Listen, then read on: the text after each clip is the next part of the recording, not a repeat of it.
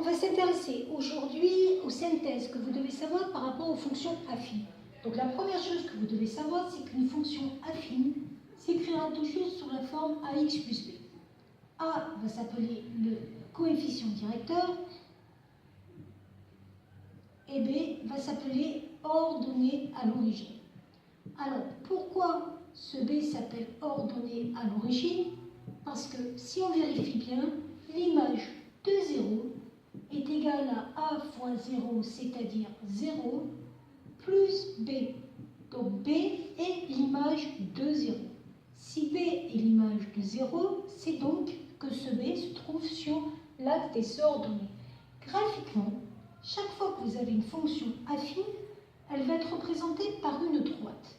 Et cette droite va avoir une particularité, elle va couper l'axe des ordonnées en B, et pour le coefficient directeur, dès qu'on se décalera de 1 sur l'axe des abscisses, dans le sens de la flèche, on montera ou on descendra du coefficient directeur.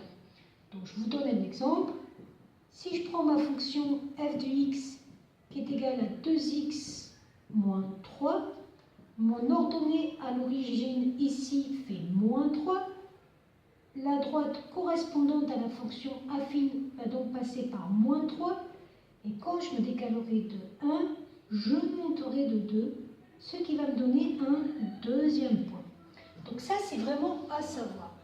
Cette fonction affine, elle va être associée à une droite dont l'équation sera y égale ax plus b.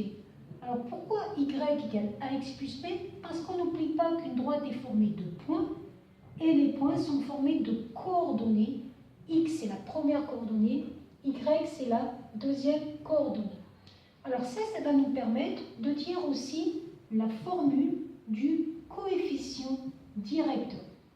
Donc ça va dépendre si vous prenez la notation avec l'équation de la droite ou si vous prenez la notation avec la fonction affine. Pour l'équation de la droite, on va avoir besoin de 2 points pour caractériser le coefficient directeur. Ce qui va correspondre au niveau de la fonction affine, on va avoir besoin de 2 images qui sont exactement les mêmes, y1, pour caractériser la fonction affine.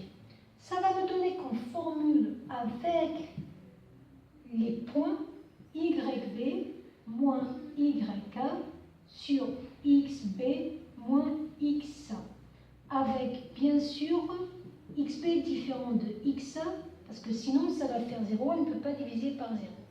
Et ça va donner au niveau de la notation avec des fonctions f de x2 moins f de x1 sur x2 moins x1.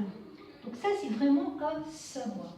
Et l'autre chose qu'il faut savoir, c'est que lorsqu'on a une fonction affine du type ax plus b, si a est positif, la fonction va être croissante, puisque la pente est positive.